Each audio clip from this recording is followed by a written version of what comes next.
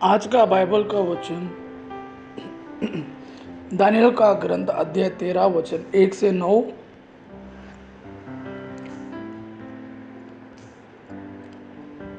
15 से 17, 19 से 30 और 33 से 62। और आज का सुसमाचार सन यूहन्ना के अनुसार अध्याय 8 वचन 12 से 20। दानियल का ग्रंथ अध्याय 13 वचन 1 से 9, 15 से 17, 19 से 30 और 33 से 62। योआकीम नामक व्यक्ति बाबुल का निवासी था। उसका विवाह हिल्किय्याह की पुत्री सुज़ैना से हुआ था। वह अत्यंत सुंदर और प्रभु भक्त थी, क्योंकि उसके माता पिता धार्मिक थे और उन्होंने अपनी पुत्री को मूसा के संहिता के अनुसार पढ़ाया लिखाया था। योआकीम बहुत धनी था और उसके घर से लगी हुई एक सुंदर वाटिका थी। यहूदी उसके यहाँ आया जाया करते थे, क्योंकि वह उनमें सबसे अधिक प्रतिष्ठित था। उस वर्ष लोगों ने जनता में से 2 नेताओं को न्यायकर्ताओं के रूप में नियुक्त किया था। उनके विषय में प्रभु ने कहा था, बाबुल में अधर्म उन नेताओं से प्रारंभ हुआ जो न्यायकर्ता थे और जनता का शासन करने का ढोंग रचते थे। वे योआकीम के यहाँ आया करते थे और जिनका कोई मुकदमा रहता वे सब उनके पास आते थे। जब दोपहर के समय लोग चले जाते तो सुज़ैना अपने पति की वाटिका में टहलने आया करती थी। दोनों नेता उसे प्रतिदिन वाटिका में जाते और टहलते देखते थे और उनमें सुज़ैना के लिए प्रबल काम वासना उत्पन्न हुई। उनका मन इतना विकृत हो गया कि उन्होंने स्वर्ग की ओर नहीं देखा और नैतिकता के नियम भुला दिए। वे उपयुक्त अवसर की ताक में ही थे कि सुज़ैना 2 नौकरानियों के साथ अपनी आदत के अनुसार वाटिका में घुस गई। उस दिन बहुत गर्मी थी, इसलिए वह स्नान करना चाहती थी। उन दिनों उन दोनों नेताओं को छोड़कर जो छिपकर उसे ताक रहते थे, वहाँ कोई नहीं था। उसने अपनी नौकरानियों से कहा, जाकर तेल और मरहम ले आओ और वाटिका का फाटक बंद कर दो, जिससे मैं स्नान कर सकूं। नौकरानियां बाहर गई थी कि दोनों नेता उठकर सुज़ैना के पास दौड़ते हुए आए और उससे बोले, देखो वाटिका का फाटक बंद है, कोई भी हमें नहीं देखता। हम तुम पर आसक्त है, हमारे साथ रमण करना स्वीकार करो, नहीं तो हम तुम्हारे विरुद्ध यह साक्ष्य देंगे कि कोई युवक तुम्हारे साथ था और इसलिए तुमने अपनी नौकरानियों को बाहर भेज दिया। सुज़ैना ने आप भरकर, मुझे कोई रास्ता नहीं दिखता, यदि मैं ऐसा करूंगी तो प्राणदंड के योग्य हो जाऊंगी।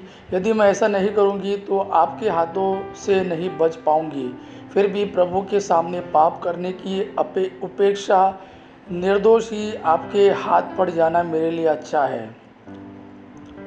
इस पर सुज़ैना ऊंचे स्वर से चिल्लाने लगी, किंतु दोनों नेता उसके विरुद्ध चिल्लाने लगे और उनमें से एक ने दौड़कर वाटिका का फाटक खोल दिया। जब घर के लोगों ने वाटिका में चिल्लाने की आवाज़ सुनी तो यह देखने के लिए कि सुज़ैना को क्या हुआ, वे दौड़ते हुए आए और पार्श्व फाटक से वाटिका में प्रवेश कर गए। जब नेताओं ने अपना बयान दिया तो नौकरों को बड़ा धक्का लग गया, क्योंकि सुज़ैना पर इस प्रकार का अभियोग कभी नहीं लगाया गया था। दूसरे दिन जब जनता उसके पति योआकीम के साथ यहाँ एकत्र हो गई थी तो वे दुष्ट नेता सुज़ैना को प्राणदंड दिलाने के लिए का षड्यंत्र रच कर आ पहुँचे। उन्होंने जनता के सामने कहा, हिल्किय्याह की पुत्री योआकीम की पत्नी सुज़ैना को बुला भेजो। लोगों ने उसे बुला भेजा। वह अपने माता पिता, अपने बच्चों और अपने सब कुटुंबियों के साथ आई। उसके संबंधी और जितने भी लोग उसे देखते थे वे सब के रोते थे। उन 2 नेताओं ने सभा में खड़े होकर उसके सिर पर अपने हाथ रख दिए।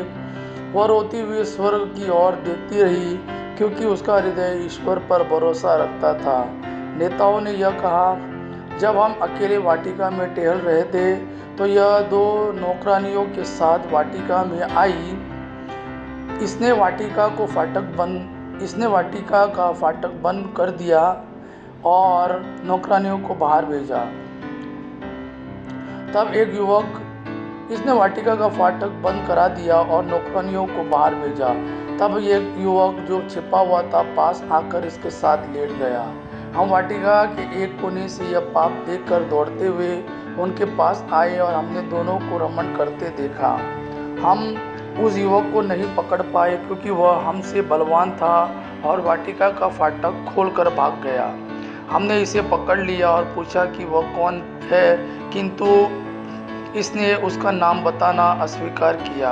हम इन बातों के साक्षी हैं। सभी सभा में उन पर विश्वास किया क्योंकि वे नेता और न्यायकर्ता थे।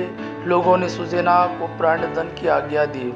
इस पर सुज़ैना ने ऊंचे स्वर से पुकार कर कहा, शाश्वत ईश्वर, तू सब रहस्य और भविष्य में होने वाली घटनाएं जानता है। तू जानता है कि इन्होंने मेरे विरुद्ध झूठी गवाही दी है। इन्होंने जिन बुरी बातों का अभियोग मुझ पर लगाया है, मैंने उनमें से एक भी नहीं किया, फिर भी मुझे मरना होगा। ईश्वर ने उसकी सुन ली। जब लोग उसे प्राणदंड के लिए ले जा रहे थे तो ईश्वर ने दानियल नामक युवक में एक दिव्य प्रेरणा उत्पन्न की। वह पुकार कर कहने लगा, मैं इसके रक्त का दोषी नहीं हूँ। इस पर सब लोग उसकी ओर देखने लगे और बोले, तुम्हारे कहने का अभिप्राय क्या है? उसने उनमें खड़ा होकर कहा, इजरायलियों, आप लोगों की बुद्धि कहाँ है जो आप जांच और पूरी जानकारी के बिना इजराइल की पुत्री को प्राणदंड देते हैं? अब न्यायालय लौट जाए क्योंकि इन्होंने इसके विरुद्ध झूठी गवाही दी है। इस पर लोग तुरंत लौट गए और नेताओं ने दानियल से कहा, आइए हमारे बीच बैठिए और हमें अपनी बात बताइए, क्योंकि ईश्वर ने आपको नेताओं जैसा अधिकार प्रदान किया है। दानियल ने उनसे कहा, इन दोनों को एक दूसरे से अलग कर दीजिए और मैं इनसे पूछताछ करूंगा। जब दोनों को अलग कर दिया गया तो दानियल ने एक को बुलाकर उससे कहा, अधर्म करते करते तेरे बाल पक गए हैं। अब तुझे अपने पुराने पापों का दंड मिलने वाला है। तो निर्दोषों को दंड देकर और दोषियों को निर्दोष ठहराकर अन्यायपूर्वक विचार किया करता था।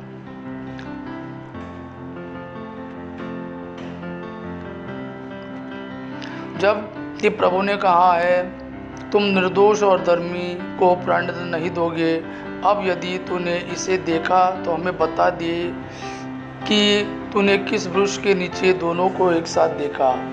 उसने उत्तर दिया, बाबुल के नीचे। दानियल ने कहा, इतना बड़ा झूठ बोलकर तूने अपना सिर गवा दिया है। ईश्वर के दूत का ईश्वर से यह आदेश मिल चुका है कि वह तुझे 2 टुकड़े कर दे।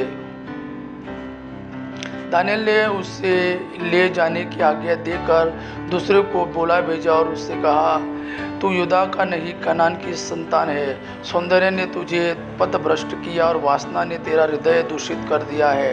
तुम लोग इजराइल की पुत्रियों के साथ इस प्रकार का व्यवहार करते थे और वे डर के मारे तुम्हारा अनुरोध स्वीकार करती थी, किंतु यह युदा की पुत्री है जो तुम्हारे अधर्म के सामने नहीं झुकी है।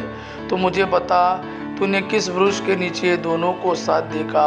उसने उत्तर दिया, बलूत के नीचे। इस पर दानियल ने कहा, तूने भी इतना बड़ा झूठ बोलकर अपना जीवन गंवा दिया है। ईश्वर का दूत हाथ में तलवार लिए प्रतीक्षा कर रहा है। वह तुझे 2 टुकड़े कर देगा और तुम दोनों का सर्वनाश करेगा। तब समस्त सभा ऊंचे स्वर से जयकार करते हुए ईश्वर की स्तुति करने लगी, जो अपने पर भरोसा रखने वालों की रक्षा करता है। दानियल ने उनके अपने शब्दों द्वारा दोनों नेताओं की गवाही असत्य प्रमाणित की थी, इसलिए लोग उन पर टूट पड़े और उन्होंने मूसा की संहिता के अनुसार उन दुष्टों को वह दंड दिया जिसे वे अपने पड़ोसी को दिलाना चाहते थे, और लोगों ने दोनों का वध कर डाला। इस प्रकार उस दिन एक निर्दोष महिला की जीवन रक्षा हुई। आज का सुसमाचार सन यूहन्ना के अनुसार अध्याय 8 वचन 12 से 20। ईसा ने फिर लोगों से कहा, संसार की ज्योति मैं हूँ। जो मेरा अनुसरण करता है वो अंधकार में भटकता नहीं रहेगा, उसे जीवन की ज्योति प्राप्त होगी। फरीसियों ने उनसे कहा, आप अपने विषय में साक्ष्य देते हैं, आपका साक्ष्य मान्य नहीं है। ईसा ने उत्तर दिया, मैं अपने विषय में साक्ष्य देता हूँ, फिर भी मेरा साक्ष्य मान्य है, क्योंकि मैं जानता हूँ कि मैं कहाँ से आया और कहाँ जा रहा हूँ। तुम मनुष्यों की दृष्टि से न्याय करते हो। मैं किसी का न्याय नहीं करता, और यदि न्याय भी करूं तो मेरा निर्णय सही होगा, क्योंकि मैं अकेला नहीं हूं, जिसने मुझे भेजा वो मेरे साथ है। तुम लोगों की संहिता में लिखा है कि 2 व्यक्तियों का साक्ष्य मान्य है।